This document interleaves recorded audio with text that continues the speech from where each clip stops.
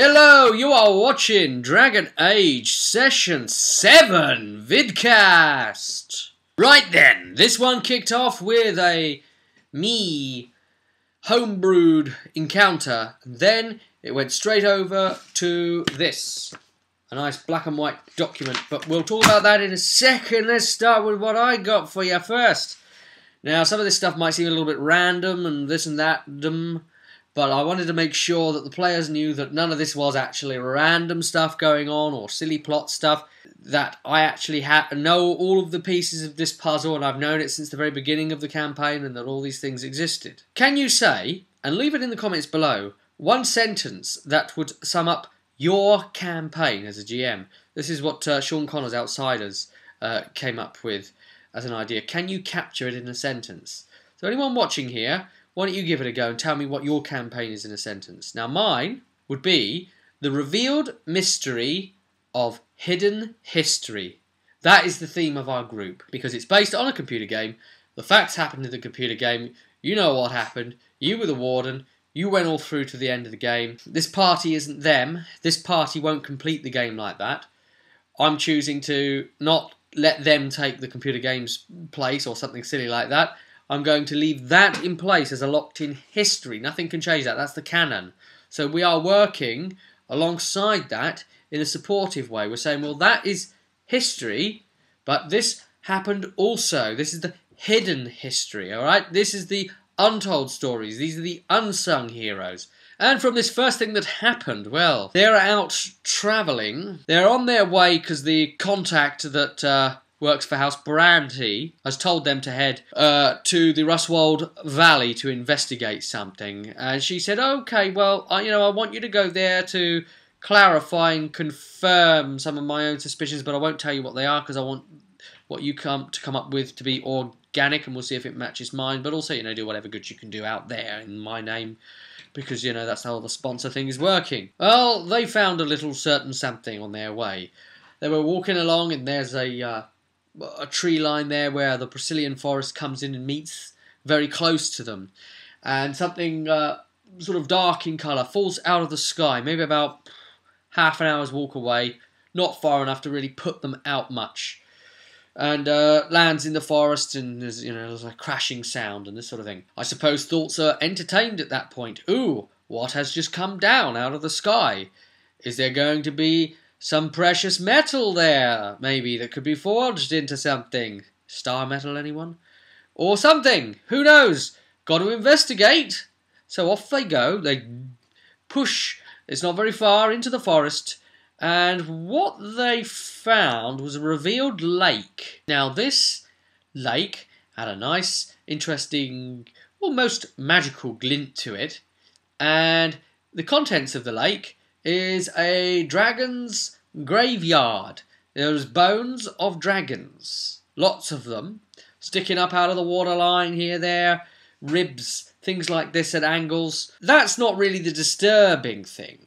The disturbing thing, well, as somebody that lives in the world has wrote in their poetry book, there's a piece of supporting poetry that speaks of this event. It spoke of it in advance before it even happened. And it goes like this. And they didst find it, down amongst the deep, the dark corrupted creatures where the old gods sleep. And they didst awake it, and filled it full of pain. They shared with it their horror, which sent it quite insane. And there they didst nourish it. They fed it with their kin. It then flew up unto a lake. It drank it on a whim. Before the player character party, who are level 2, at the lake, was Dragon Age Origins' final boss, the Archdemon. Yeah. Hidden history, as I say, you see. What's it doing out there? Well, it woke up, you see. And what's one of the things you find when you wake up after maybe sleeping for hundreds or thousands of years? Quite thirsty. It flew up into the sky, took to the cloud line and plummeted down to this place, drawn by ancestral connections, drawn there to this site of dead dragons by some instinct still left over from it, even though it's been driven mad by the blight now. It's still got the keen intellect with that. Drinking an entire lake. That's what it's doing now. This lake doesn't connect to any rivers, and of course there's no reportings of a lake being in the area, so like the historians and the canon buffs could then come along and say, well, there is no lake there. That's right. That's because the bloody dragon that you didn't know came up early before he went back down again, before he'd be in the game, actually drank it all. That's why there's no lake, and crushed all the dragon bones of its kin. It's quite self-evidencing that they shouldn't really be able to fight it. Now, this was not really... This isn't meant to be a combat encounter, guys. This thing is just lapping at the water, the big tongue coming out. Drink, lap, lap. Lap, just huge big gulps of this lake coming up and disappearing into it. If you stand there long enough, you actually see the waterline beginning to decrease. So, our party being what they are, though, they can be a bit silly sometimes. And this was really a test, a trap, as it were, to root out just how silly they might be. Now, these people, they're level 2. They've got no power about them. They are below contempt to the archdemon. I mean, oh my goodness. It's ignoring them. And they get close to the waterline and it's still ignoring them. Nothing. Now, Tanadil, our Avar barbarian, takes his water flask out and goes over to the lake. And he says, oh, do you know what? That water, it might have magical properties. It might have some special spangly effect. If I take some and drink it, ooh. So he creeps up to the side of the lake. And he asks me what the dragon's doing. And I'm saying, it's lapping. It's still lapping. And he says, all right, I'm dipping my flask into the lake. And he looks at me and I'm like, yeah, the dragon is lapping. He's lapping. And he said, and I'm taking the flask out. I'm saying, it's lapping. And its mouth has gone still. And he said, then I'm lowering the flask and tipping it back into the lake. Okay, now that was the wise idea. But, dear, oh dear. Amelia said, well, I'm keeping away from that thing. And Paydar kept his distance, but Karak then, our apostate mage, decided that he was going to be silly as well. So they end up sort of shouting at it, taunting it kind of situation. And splashing the water and this sort of thing and acting in a very suspicious way, and the dragon turns and looks at them and isn't very happy and then roars at them and just as a kind of, you know, bog off you, you know, you're not having any of my water, not even a flask full, and knocks nearly all of them over. And Karak, I know, managed to stay standing, and he roared back at it like a great big fool. And it was like, you know what? Yeah, screw you. So it just lashed around with its tail. Not even a full-on attack. Just sort of a, get away from me, flies. And just swatted them. And they started running. God. And they pissed it off. And it started pursuing them. And then it breathed flame at them, purple flame. This is the final boss of Dragon Age 1, guys. You're level 2. Oh, God. Oh, no. At this point, I'm rolling dice. I want to see how many rounds, just generally, before I know something else is going to occur. Okay, so let's see how long it takes you to die, guys. And so, just generally, gouts of flame shot through the wood, breathing at them, knocking them flying, flapping its wings and sending them flying through the air, sort of thing, smacking against trees. It's smacking trees down, going after them, and this sort of thing. Them running like the blazes to get away from it. It flew up into the air a bit and started trying to track them. Tanadil, cheeky bugger that he is, started running sideways, and it didn't start following him. So he started trying to double back on himself, back towards the lake, so he could get some of that water. That's when the Archdemon noticed and intercepted him from above, right above the lake at this point. Now, everyone's took a bit of damage. well, quite a lot of damage actually. And people are like on like 5 health left or 3 health left and this kind of thing. 2 health left, this sort of mad thing. And I'm thinking, oh, it's cutting it, it's cutting it. And there's Tannador right there back by the lake. And the Archdemon comes back down through the tree line and lands with a great big smashing fall into the ground, which basically sends Tannador a bit up into the air from the shock of it. And, fallen over like that. Then he's about to grab Tannador and snap him up and just gulp the pest down. And that's the way to deal with him, more than likely. But he doesn't get to, because there's a sound from above. A white shape is streaking down out of the sky. And it crashes down into the clearing of the lake, straight down onto the other dragon.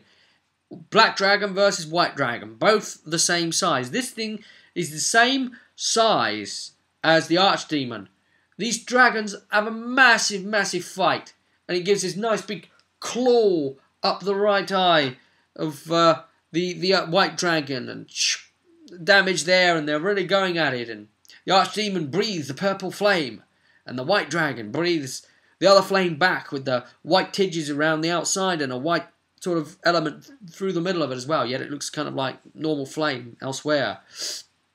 They're battling each other with flame and scratching each other up and biting each other and grappling and rolling over and splashing about in the water and tail whacking each other. An epic freaking fight! This is like the most epic fight Dragon Age has ever had, and these level 2s are witnessing it. The hidden history of dragon versus dragon. Yes, this white dragon was always going to be in the world. It isn't just some random thing that was thrown in. I start to sort of like look at it and people are already starting to run, but Tannador, being daft as he is, he's still standing just watching. The white dragon shoots him this look, and he succeeded on an empathy test to realise and be able to read this thing. In fact, he rolled a 6, 6 and a 6. So it's like, okay, you've had a moment of clarity between you and this white dragon, where at that moment in time you can absolutely understand its expression completely, as if it was speaking human tongue to you. And you can read its expression in its eyes is all too human,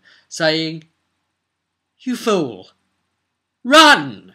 Now! I can't hold him forever! Run!" And so he did that. He's at least sensible enough to know to bloody well run. And of course we know the Archdemon doesn't die in this because he is the end boss in Dragon Age Origins 1. So they didn't get to witness the end of the fight. But hey, they were ripping the trees up and it was crazy. So that was encounter 1. Oh god. Then we moved on to this. This is the Dragon Age Games Masters kit book. It comes with the Games Masters kit when you buy it. And it's got the GM screen and all that nice good stuff. I'll show you that. Sorry about the reflectiveness, but 'tis the nature of the beast. It's actually 3-sided. So here's the artwork side that the players get to see. Of course, if you really want to really be hardcore GM, you could do like what they do in those first-person shooter games where they turn UI off completely and can't even see the ammo count, and play like this. Realism mode. With this one facing you. Then the other side, as you can see, 3 sides to this. Stunts, spell casting, casting in armor, what that does, mana recovery, attack roll modifiers, dying healing. So actions we can see here, ability tests, all the different focuses that you would need and things. There's the ability focuses, and then we get onto equipment there, and hazard types, armor, shields, missiles, and stuff. I won't show you too close for obviously, copyright purposes, but it's pretty good. So then we started playing A Band Too Many. So they are pushing into Rustwold Valley. They're getting along. There's a map of the place. Oh, and I'm just going to say, remember, if you're going to take part in this as a player. Spoilers. GMs, you stick here. Good place to be. And you can see, like, how it was, how someone else did it maybe, and, you know, choose, oh yeah, I want to do that or not do that or whatever. Okay, so, into Rustwald Valley they went. And the first one, part 1, encounter 1, watched in the night. So the idea here is the party are supposed to set up camp, and I'm supposed to get from them kind of like an idea of how they set up their camp, even get them to draw it out and that sort of thing. And they didn't do that.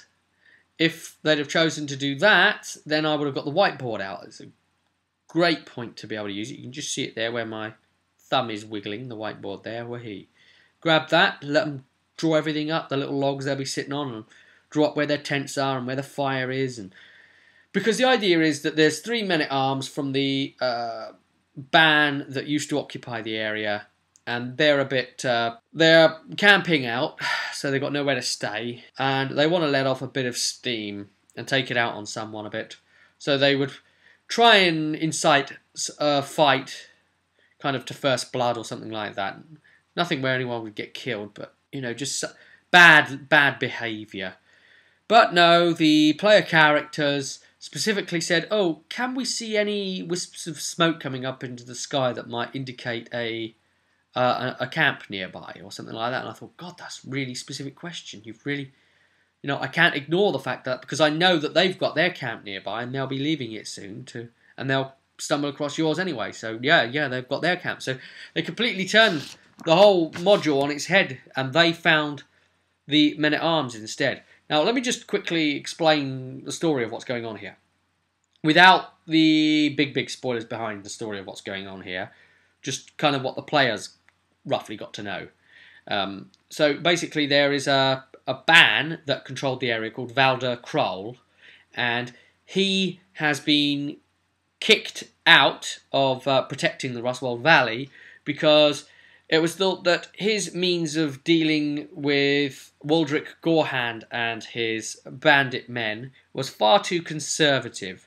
This bandit force has come in and become a real problem of late, and they've been kidnapping people, well, not kidnapping, just taking them and like murdering them and stealing things and just being dreadful, really bad, and it's just impossible now. He didn't do enough, and the way bans work is that it's the people that vote them in or out. So they voted him out and voted in Ban Trumhall. This is the one that the players keep laughing at whenever his name is mentioned because they call him Trumphole. So that's nice. So there's a bit of suspicion there about Trumhall kind of thing, really.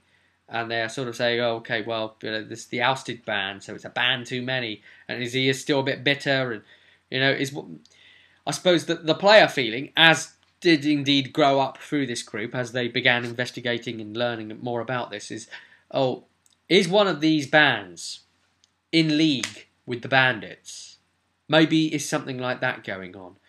Maybe that's what Nicola's spymaster has picked up on as well. Who knows? The reason the characters are here is because Ban Trumhall, the now currently serving Ban who took over from Kroll, he's put out a call to arms for all mercenaries to come deal with the threat. So this is his way of saying, well, I'm actively dealing with it.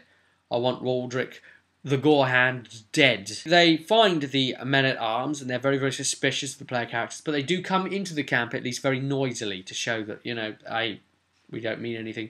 And they instantly greet them with beer, which is, of course, the universal language between such men. That pretty much took the sway of most of them. Amelia was a little bit uppity and up herself, and they were trying to incite violence with her. They couldn't even do it with her. The whole group were being super nice and just, hey, you know, try some of our beer. And you know what?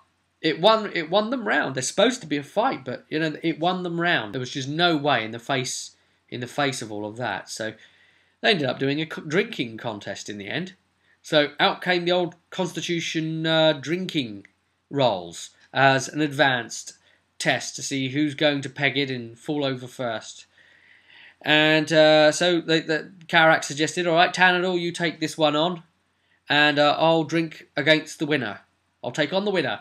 So they had a drinking contest, and Tanador passed out first. And then the other guy said, all right, I'll take on Karak. And then Amelia came in and said, all right, well, I'll get in on that action. That took everybody by surprise.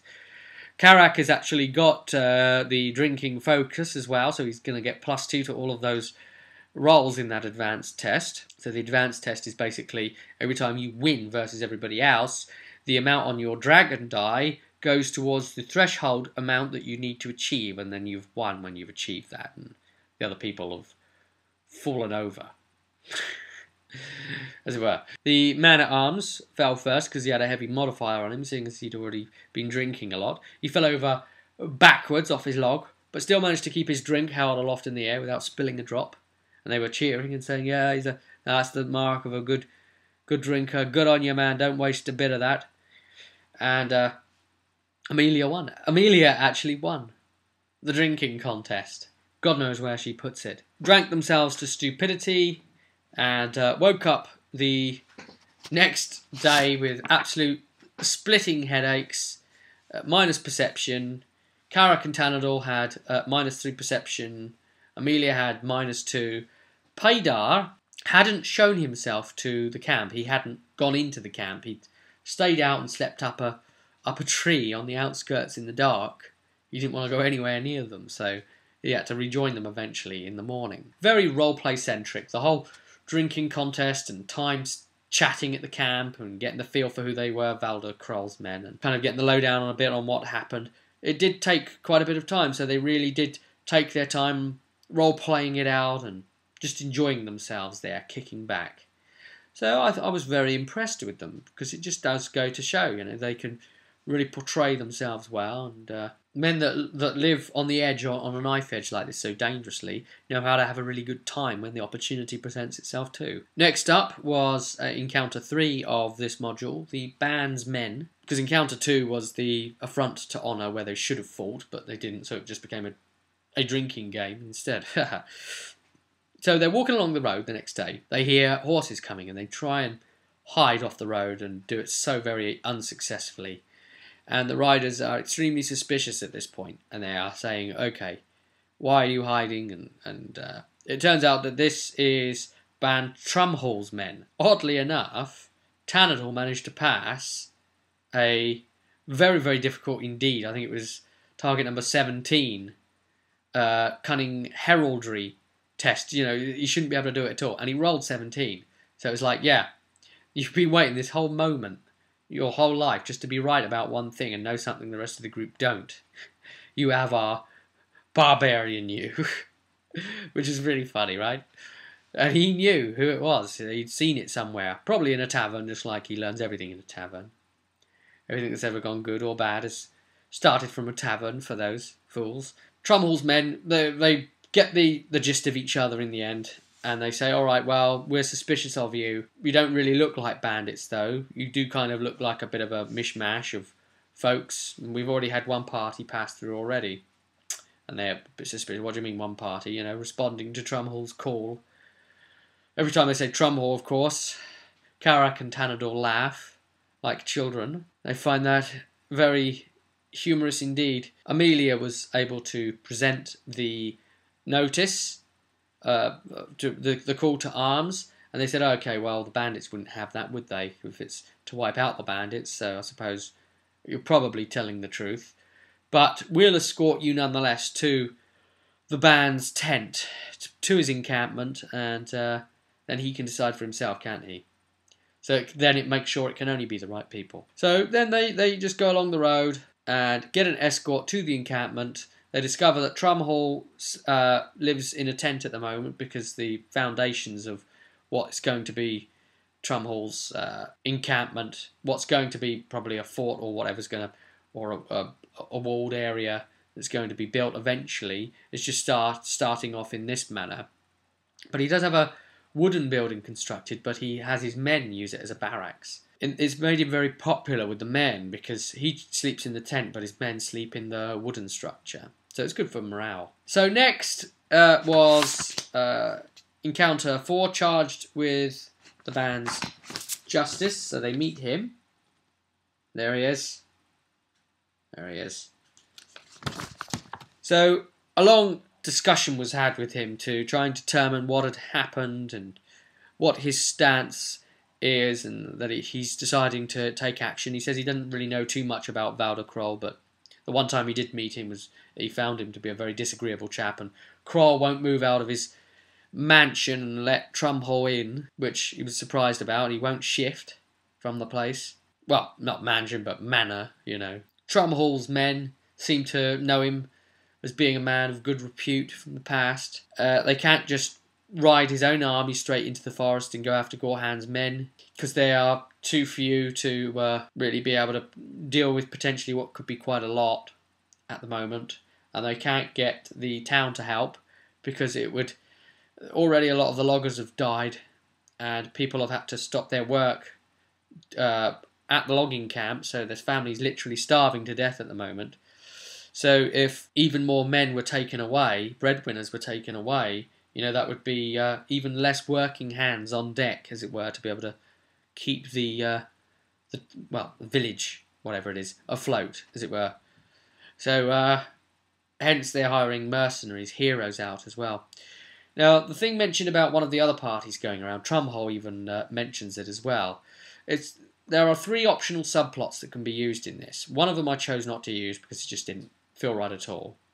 One of them involving the alehouse's, the innkeeper's daughter, Delia. We did use that later on. That you'll see that coming about.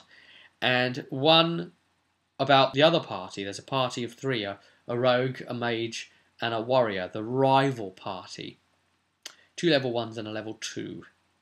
And it's quite good to have this rival party here, because it gives the group a bit of a kick up the bum to sort of like keep moving and realise, well, they can't take liberties here with this mission.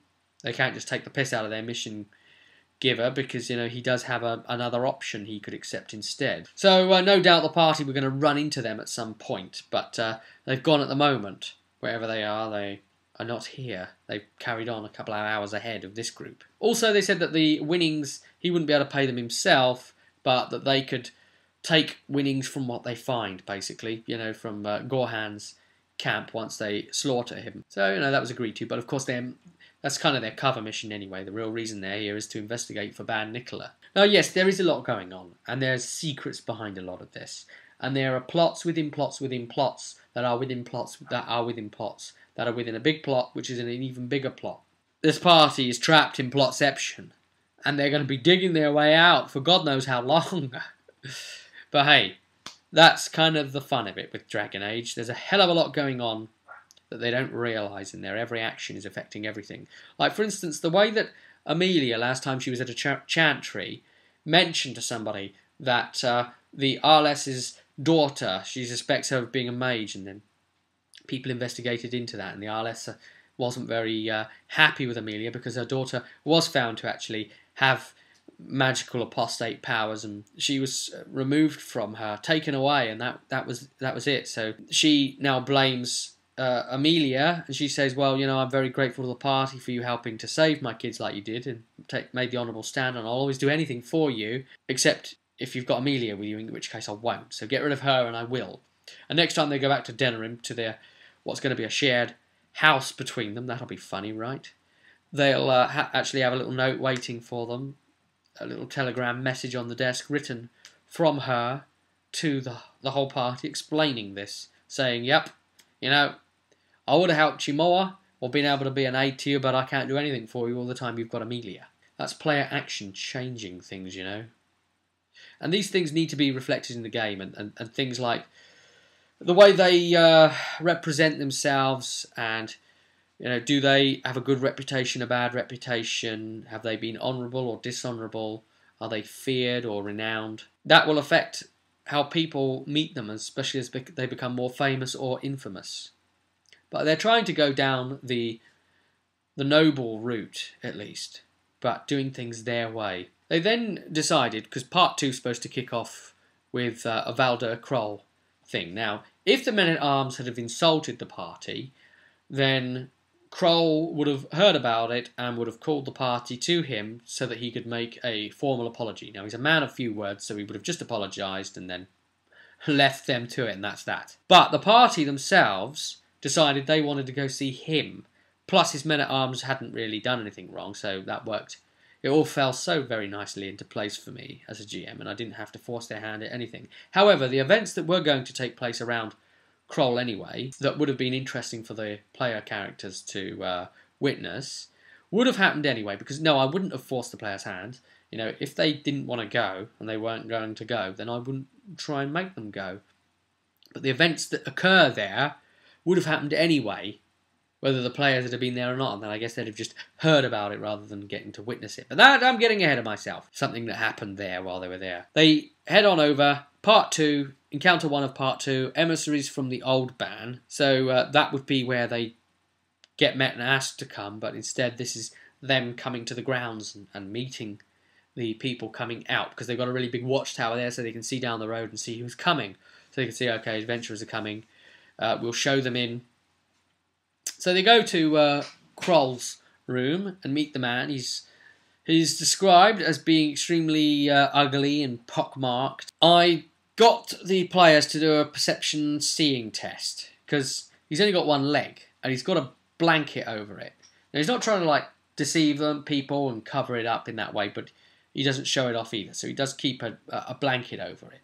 But it is still possible to tell. Paydar was the only one that could tell, so I gave him a post-it note telling him that he realises that the guy's only got one leg, and then of course he starts making a load of one-leg jokes, and he's like, "Oh, don't stand up on my account," because Kroll remains sitting, and these kind of things, I suppose that you got kicked out, you got ousted as the band because you didn't have a leg to stand on, and these kind of jokes at him, and he's getting quite frustrated at Paydar as all this is going on, but the group are trying to ask him questions and he's getting frustrated at the group anyway. He's just giving like one quick short sentence burst answers really, and just grunts and things like that. He says he doesn't want to give up the manor because his family's been in there for 3 generations. Why should he? So they're trying to get the lowdown and ask him about the bandits and asking him why he didn't do enough about it, and he just tries to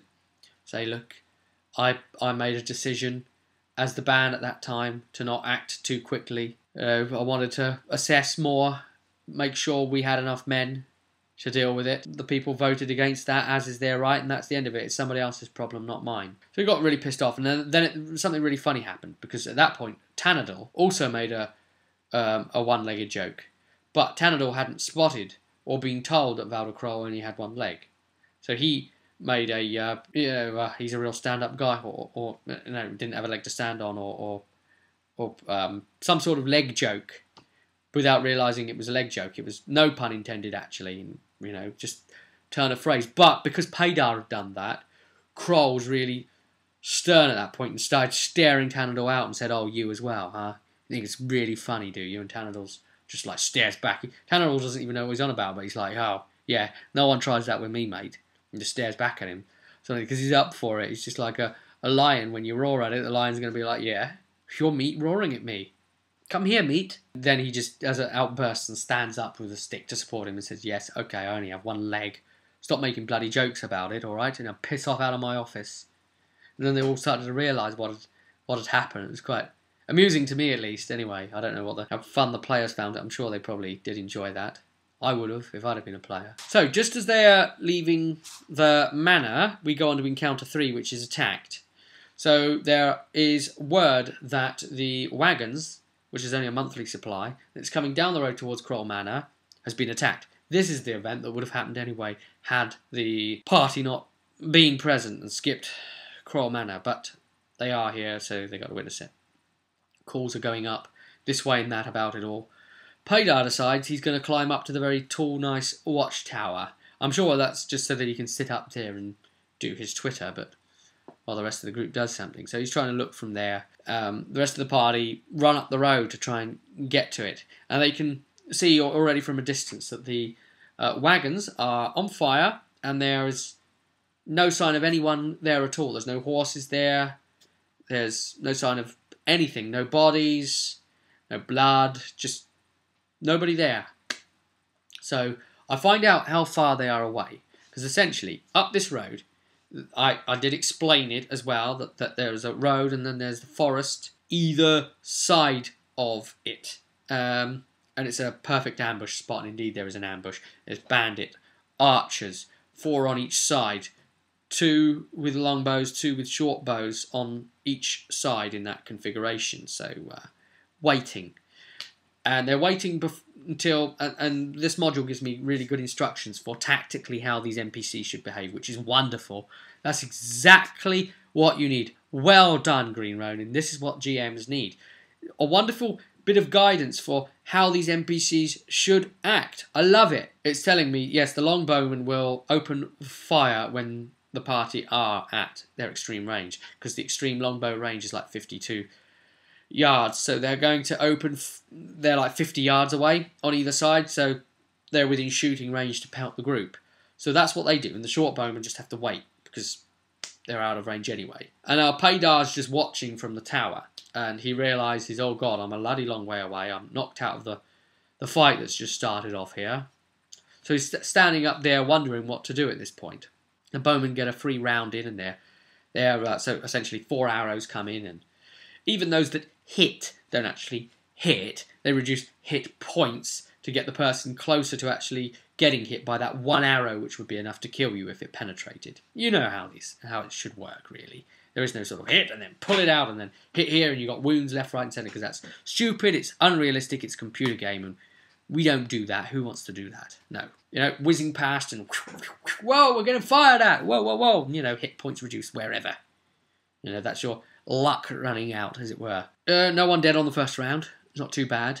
So they decide to split off. So Tanador goes off one way over to the left side as I was looking at it, and the rest of them go off to the right side. Tanador hits the deck, goes prone, so he's harder to fire at once he's entered the short bowman's range, and gets back up and keeps moving again into the undergrowth and manages to close the distance eventually with them, and he's made it there alive, and he's getting they can't shoot at him anymore because there's like a line of 4 of them, and he's engaged this one first on the end and fighting them, and then there's kind of a 2-on-1, so they're +1 to hit him. Now what's interesting is Karak was fighting very tactically because he kept using the rock spell, which knocks them all down, and it made them have to do a constitution stamina test or whatever to see if they're knocked out of it. But of course Karak was doing really well as well, because he was crowd controlling or CCing quite a number of the mobs over on one side first, then over on the other side, so Tanador could more successfully get there to his targets as well. So it's the thing that just knocked them all down, and then they test, and some of them can't even do anything after getting up the next round, and some of them can, but they've already spent a minor action just getting up. This sort of problem. Amelia charges across and starts cutting into them and smacking them up, and the only one that really starts fooling is Oof. But you see now, Oof the dog is there taking the hit so that Karak doesn't really have to, because neither one of them have armour. Oof, I think, went into a dying state at least twice, maybe 3 times during that fight. So they start cutting these bandits down. Not too much of a problem. No one seems like they're going to die. But again, you know, this is great. If they find it very, very easy, they'll get less experience. In this case, they got 100 experience out of possible 300 that they could get. Because, you know, yes, they expended a bit of mana and that sort of thing, but they really didn't struggle. And the other bandits tried running, and they were just getting cut down and killed and killed.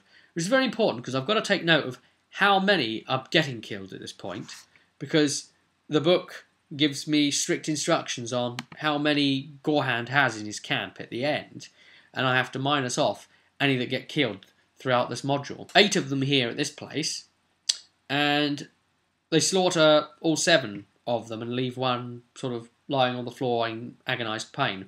One of them tried running along and finishing his downed friend off, but Amelia jumps in the way.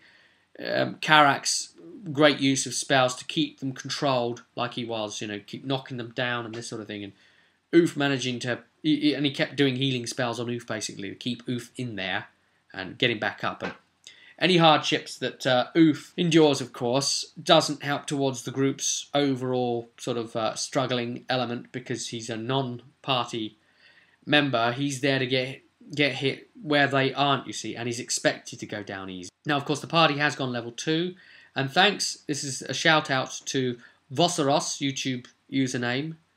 Thanks to you, who has really impassionate guy when it comes to Dragon Age. He's been into a lot of contact with me on the subject, and he sent me a suggestion based off of the Tier 2 book of how NPCs and of course therefore dogs might well and should well level up and have their advancements up.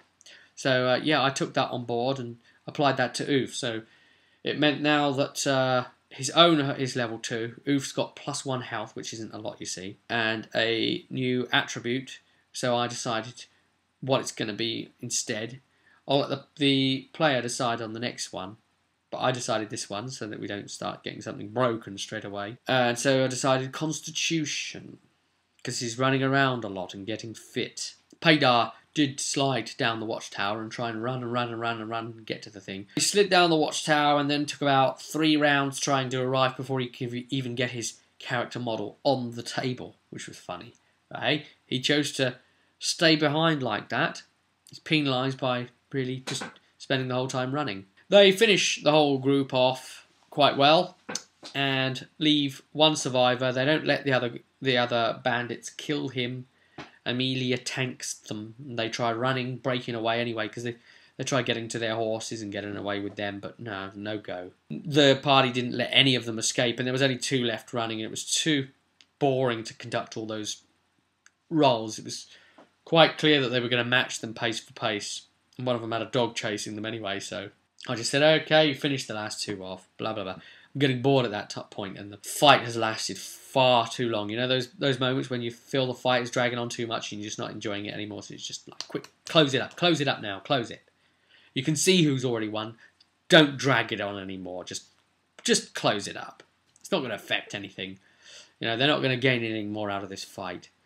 So let's make sure they don't start gaining any less. Now, they were all, as we say, ambushed at this site, but they all failed their perception test to try and spot the ambush. And I suppose, that's the effects of drunkenness and Paydar getting unlucky. That really didn't help that either. Even though, as the day went on, that did diminish by 1. So all the ones that were -3 perception, I think it was by this point, were then -2, and then Amelia, who was -2, was now -1 perception. They didn't even get a chance to do the giving chase section, but they just captured that one, locked him in manacles, and waited for him to come round properly, and then they started interrogating him. So one very important critical word here for the interrogation of this guy: torture.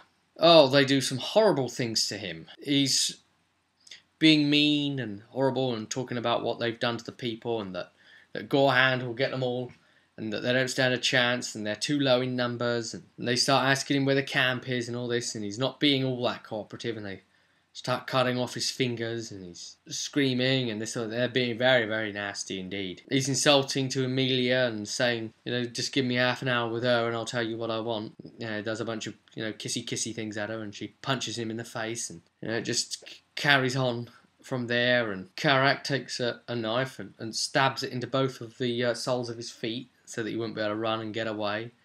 And in the end, he, with his blood, draws a mark on the map somewhere in the forest of where Gorhand's camp is, that he tells them. However, what they don't realise is what he's drawn on the map is not Gorhand's camp. It's a perfect location to drop them into the scouting area of the bandits, where there's going to be an ambush. So they carry on from this place and push on into the village of Logoswald. 3 of them end up heading for the inn, the Sign of the Spreading Tree. So this is where we're going to have the optional subplots kick in as well. And there was a guy and he's kind of... but by the way, at this point, Amelia goes off to the Chantry and meets Sister Pliacynth.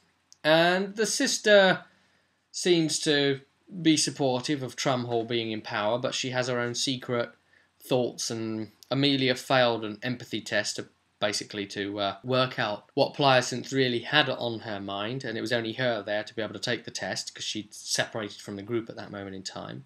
But there wasn't really much to do there at the chantry, and just went in and just did a little bit of praying to the Maker, as they do, and they pray standing up. That's a interesting point of note there, guys. Yes, for you. Anyway, meanwhile, back in the inn, they meet this guy who's all with the gossip and this sort of thing, and his name's Parker. This little in-joke there. Nosy Parker, of course. And he starts telling them that the inn, it doesn't have a ale wife, and he explains what happened to her, that the bandits had taken her recently, raped her and killed her. The guy's been through a lot, that owns the inn. When he found out that they've been hired by Trumhall, he said, oh, okay, you know, from now on, I know you've bought a meal and drinks and all that now, but from now on, your drinks are free, because, you know, you're going to go get that Gorehand bastard. You know, I gave the other party that came through here free drinks, and they said, the other party, we've been hearing about them, where are they now? And he said, oh, they're actually upstairs. So they went upstairs and met them. So they met the Avar Hillswoman, which was interesting for Jez's Tanador to meet, because he's an Avar as well. The joke was there, yes, I greet her in the customary manner of our people. As a joke, of course. And then they said back to him, oh, and how would she greet you in that manner? It was like, low down. Bloody Hills people. Yes. So, anyway, they met Hawk, who is a warrior. I decided to have him very prim and a handlebar moustache that he keeps stroking one side of, and this sort of thing. A warrior of quite some skill. They're both only level 1. And then Prift, a level 2 apostate mage, who started to act really, really strange once he saw Amelia.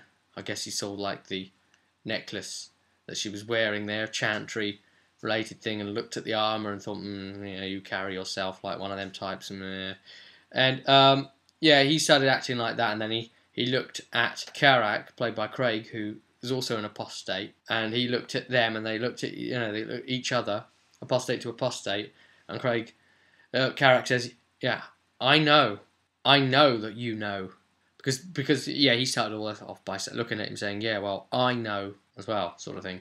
And he said, yeah, I know that you know that I know that you know. And it turned into something silly at that point. So, yes, they met the other party. And the beginnings of possibly working out some sort of coalition against Gorehand was being discussed. And then Hawk said, who was kind of piped up as being the leader amongst them, said, oh, yes, well, you know, as long as we can claim the winnings at the camp, that's fine, we'll work together, yes. You agree to that? And, of course, the two drinking buddies instantly shot that one down and said, you can forget about that, we're having the bloody winnings, mate. Amelia's like, oh, great, because she turned up eventually, you see.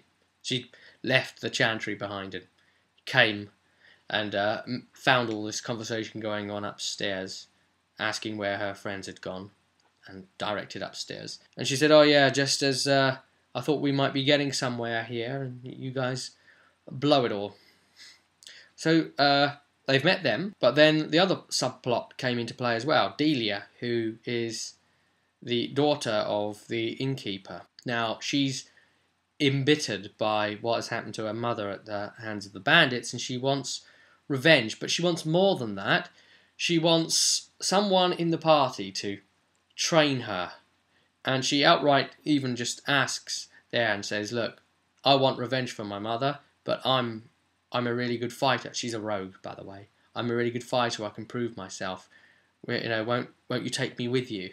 Show me what you can do. Show me what you know, and I'll do this. I'll leave this place and become an adventurer. And they said, oh, but won't your father care about that? And she's like, yeah, my father doesn't want me to. She's in her late teens, and she says, my father doesn't approve, but I need someone to help me get out of the village and become an adventurer, get me set up on my feet. If you do that, I'll do anything for you. Suggestion there of favours that she would hence perform, offering to end up in bed with, well, anyone, and either sex really, if it came to it as well.